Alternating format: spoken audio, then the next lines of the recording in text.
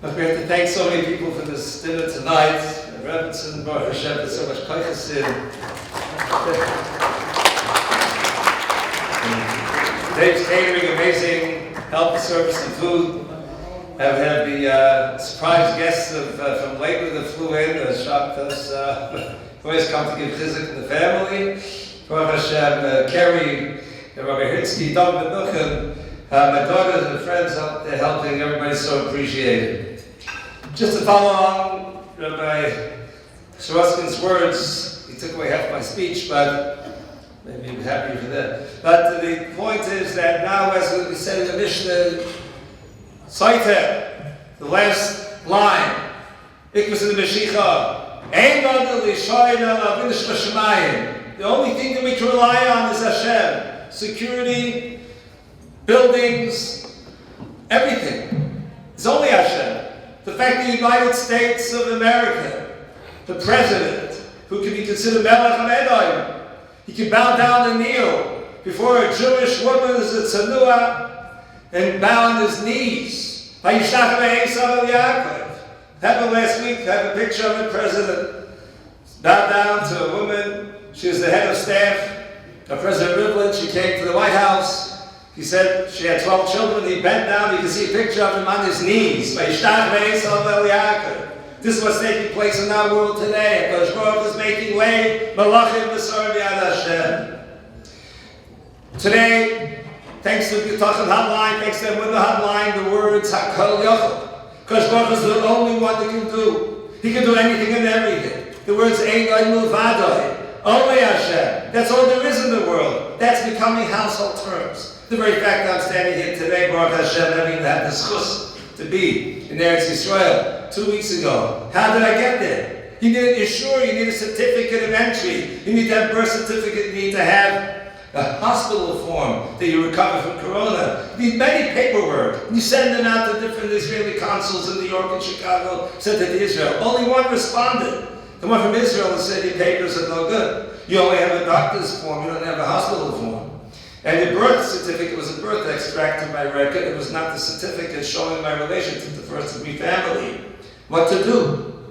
I had a ticket, Baruch Hashem, because my son was supposed to go to Israel. It was canceled because of Corona, so we got a ticket. So I have a ticket scheduled for Tuesday night. I was Sunday night in Lakewood. I don't have any sure. My brother Yitzchak went, my brother Mendel went to the Israel him, and he goes there to take the paperwork. They said, no, you have to come with an appointment. They gave him an appointment for Wednesday. My ticket was Tuesday. He comes back Monday morning to the Israel him without an appointment. Stands there in line, 4 people are ahead of him, and this lady is saying, no, this is not good. These papers are not good. No. My papers are for sure not good. What's going to happen when his turn comes?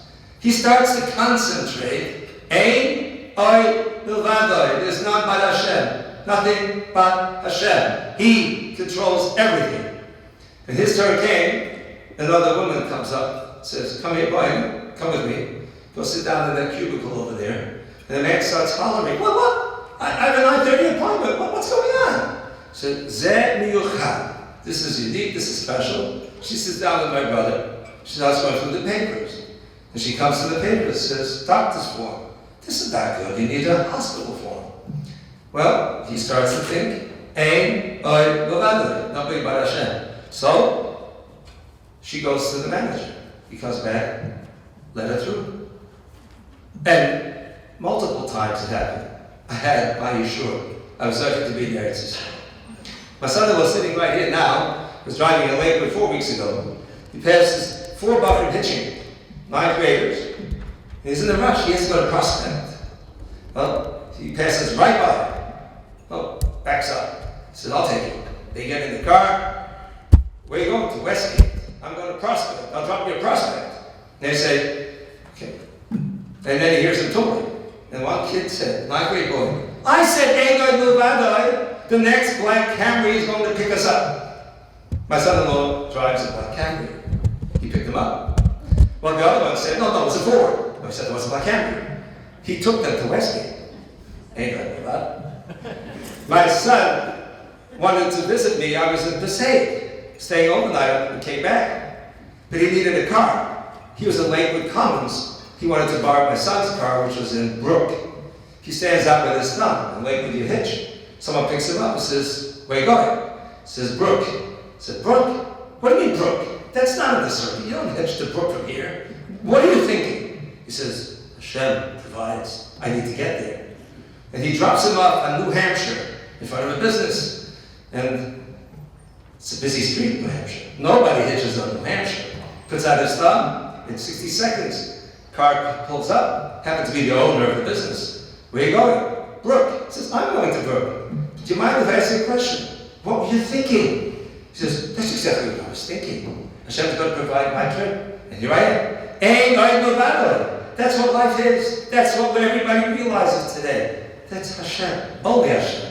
We're in the 3 weeks. As Rabbi Saratsky said about ravYelen Marisa, Dar, you see a generation, Shetzaris, rabbis, boys, Kenahar, Chakelai, wait for Mashiach. You see this Torah is coming. Well, you say, this is the only generation, Torahs are coming. Wait for Mashiach. Where is he? Moshe Rabbeinu said to ravYelen, he sent the spies into Eretz Yisrael, he tells them, look for a tree. What's a tree? Rashi says, a tree is a tzaddik who protects with his merits, with his chus. I understand. Moshe Rabbeinu complains to the Jewish people, you wanted ravYelen, you wanted spies, I'm telling you the land is good. Excuse me, Moshe Rabbeinu, you also need ravYelen. You want to go find out that there's a tzaddik who's going to protect the country. Secondly, how are they supposed to know who was a tzaddik? They're going to look for halos. They're going to look for a rebbe giving tish. How are they supposed to figure out who is the tzaddik that's going to protect the country? Moshe Rabbeinu did not need ravYelen. The Gemara says they came into Eretz Yisrael. They saw Hespedim. Hesped Mar, the terrible eulogy, the bitter eulogy for Harav HaTzadik HaGoyen Harav of Eoiv. Zeichet Tzadik L'Rochas Achusa Yogan Aleilim Al-Kol B'nei Knan. Every place they went, Eoiv had a Hesped. Rashi says, Ksherim, Tzadikim died, and they were making Hespedim. Why are evil people making eulogies for righteous people? You're evil. What do you like? You don't like righteous people. Even the evil people understand we need tzaddikim. We need to live on their merit. They're going to protect us. That's what Russia understands. Moshe Rabbeinu told them, look, everywhere they went in Eretz Yisrael, what did they see? The tzaddik is not here. There's no tzaddik. Every place they went, the goyim were crying there's no tzaddik. They saw the land is open, you can come in and take over the land. But what did they choose to see? They chose to say, oh, this land consumes its inhabitants. Everybody dies here. Excuse me.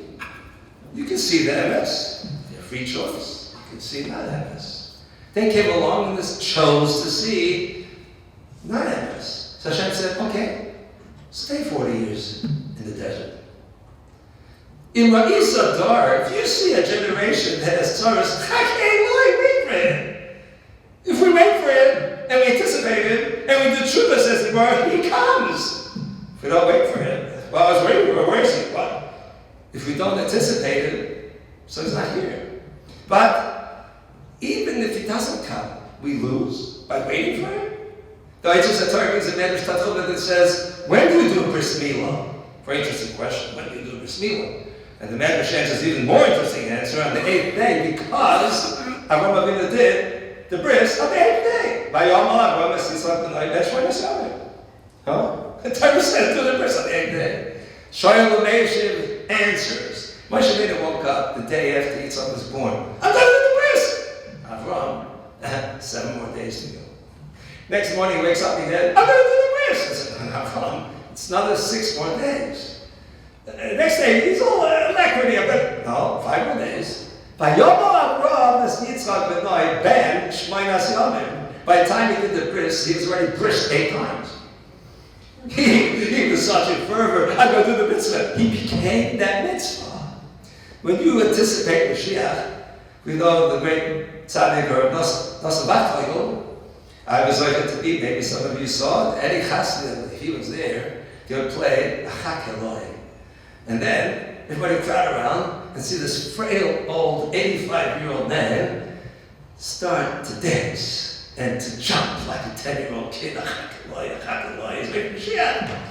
And then his roommate told me, he lived in New York, he dormed in Lakewood for the week. Bill Burston, he wanted a bucket to be his roommate. He said, I came in the room and Nassim would sleep a few hours.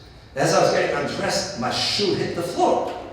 And Reb Nassim jumps up. Erishta, is he here? Mashiach's here. I said, no, I just dropped my shoe. I went back to sleep. One time he banged the door and there was a noise. He's not pursuing, there's good news. He said, no, I just closed the door. And Rabbi Rubenfeld has his own story. He took Reb Nassim to New York for Simcha, and he asked Moshe, pick up Mashiach tomorrow. I'm going to Israel. So Rubenfeld's smart. He thought, the Talmud and Mashiach's not here. Where do I pick the Mashiach? No, I'm going to Israel. Next morning, he said, pick me up over here. He lived Mashiach. Rev Gifter, I was able to see in the dorm. He moved back from Israel to move into the dorm, to feel the absence of Eretz Yisrael. One day, Rosh Hashanah, I saw him crying. I thought Mashiach was coming this year, crying. And then, one day he says, Tov Shinu, hey, Shnas, Mashiach. His Rebbetzin says, that's a nun, not a man. Nun, a man, it's only Shekumet, what's this?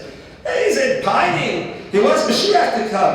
That's what you become that. The person himself, when you wait for Mashiach, when you anticipate it. I'm from Australia. One time I was in England, I was going to Australia sometime in the near future. My uncle loves surprises. He told me, go surprise your parents. Now, from England to Australia is a long trip. If I'm going to surprise my parents, he gave me car service. And I come to my house 8 o'clock in the morning, I knock at the door. My brother answers. He's very excited. I walk into the kitchen. My father looks up and he says, 1 second, I know this guy from somewhere. I had a beard, he thinks, a Mashiach will not walk into the kitchen 8 o'clock in the morning, he'll just come in. Oh, Ellie! He recognizes me. And then my mother comes out from the laundry room and she sees me so excited. And she had a complaint. She says, surprises are great, but if we knew 2 weeks in advance that you were coming, you know what that means? In 2 weeks. It's coming in 2 weeks. This is Australia. It's not every off Shabbos you come home. And then 11 days, 5 days. Tomorrow is coming. You get the car to the airport. You're excited. You're palpitating with the joys in the car. And you're coming home from the airport. You're just reveling in that simcha. But a surprise. It's here. Yeah, it's true. Pisa and Yava, Mashiach said it come suddenly. It's here. But if you anticipate the joy of Mashiach coming, you live for that. Imagine these comes, you're going to be dancing, you're going to be smiling, you're short eyes, and you'll be the joys it's going to be Mashiach. You're living it. Hashem sees that's what you yearn for, you pride it. We had Saras here, Meiron. We just went through tremendous chizuk and munah, even in these darkest of troubles that we have. We had Carleen.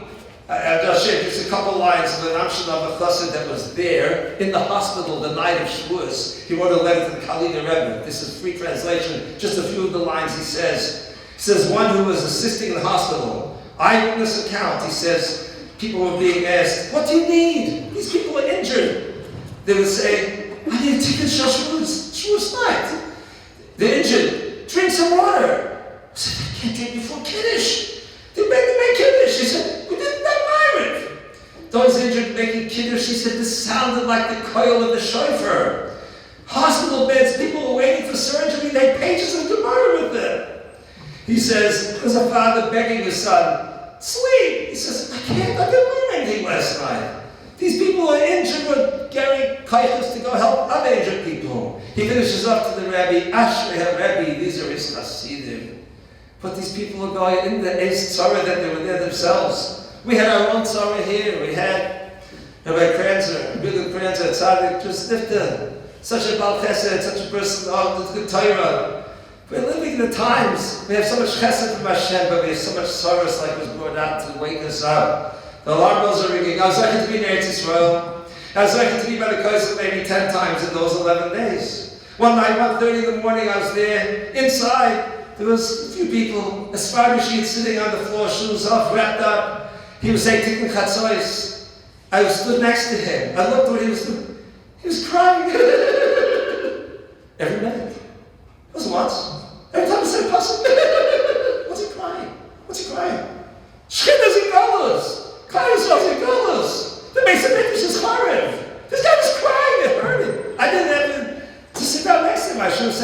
didn't have that kayak, halavayim. Sit down, feel with that yid in the tzaros.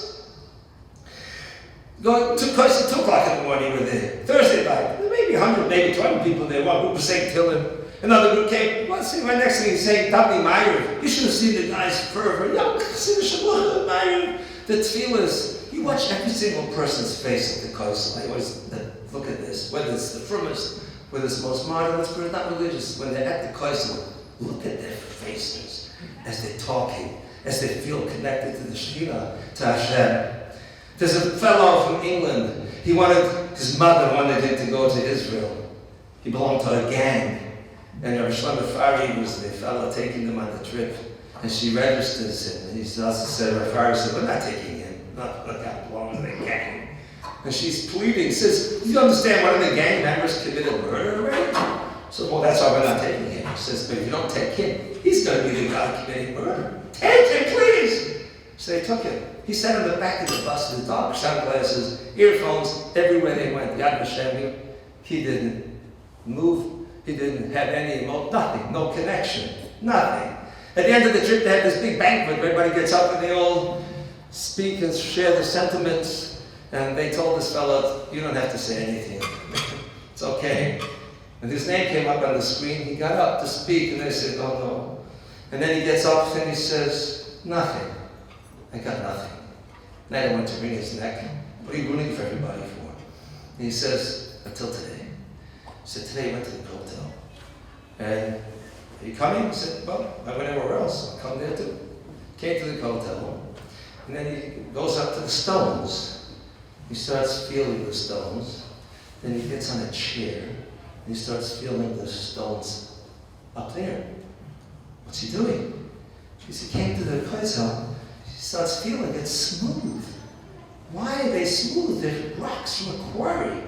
He got up on the chair. It's rough. It's smooth, rough. Why is it smooth here? He said, because 2,000 years, Jews are coming to this Kosel, and they're hugging it, and they're crying it. They feel it. They pour out the tears. They feel it. That's why it's smooth. It's my family. I'm home. It's Kosel. We're at home. We go to Kever Rachel. 3 o'clock in the morning we were there. There's a Koimel sitting there learning. Hasmada. There's a Beit by the Kever. There's people saying Tikkun Chatzor, saying Tehillim. The people learning. Why?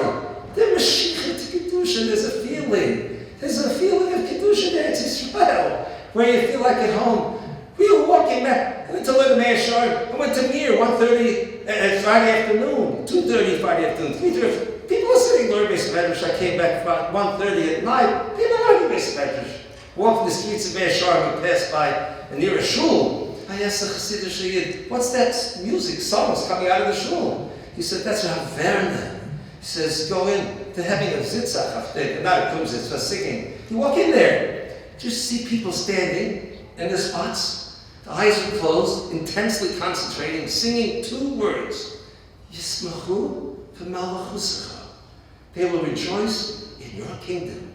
Their minds, their faces were focused. That's all they had. They were thinking and concentrating. They'll rejoice in your malchus. They'll rejoice in your malchus. The last night, I was invited to be by the Kosel.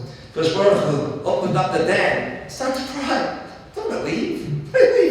Leave Eretz Yisrael. That's home. There's 1 wall. They could have 3 more walls there. They could have some Yigdal there. People are alive there. People want, they yearn. Look at how many thousands of people come to Kosel daily. You feel you would be connected. Where are we coming back to?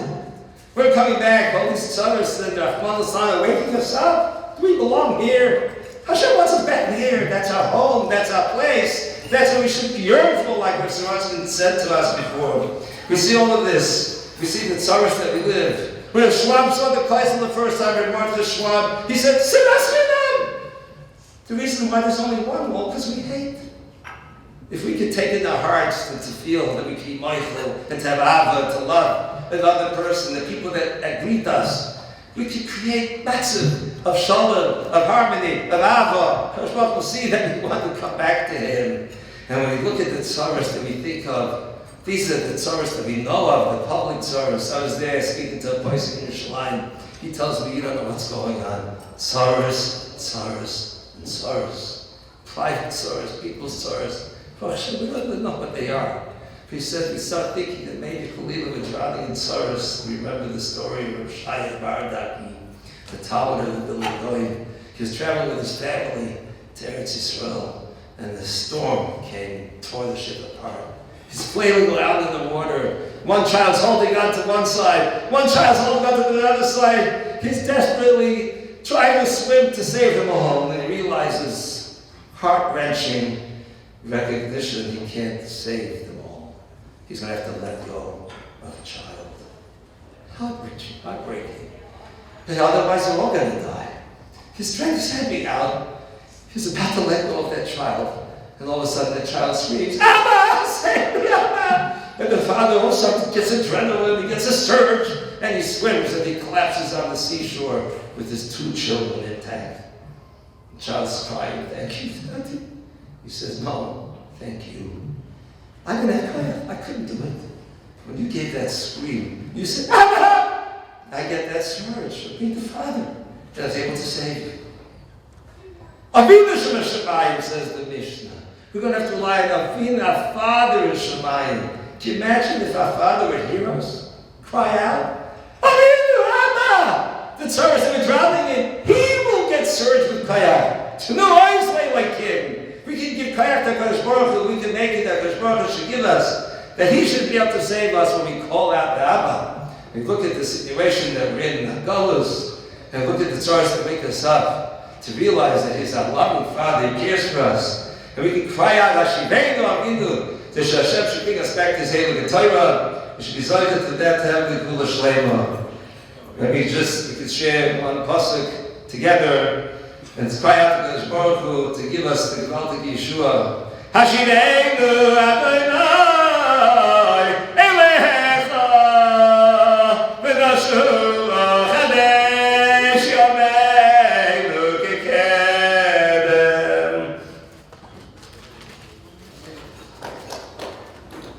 Of course, I just finished already, but just to make a suggestion, there's many kilos that are involved in the Dr. Koilul in Eretz Yisrael. I would like to make a suggestion that people can do such a thing here to connect to Torah in Eretz Yisrael, even if it's $5, $10 a month. People that might want to join up, we could try to make such a multi discuss for us in Klal Yisrael. Thank you very much for coming. And wish we should be the last Tisha B'Av, or this Tisha B'Av should be the Yom Tov itself.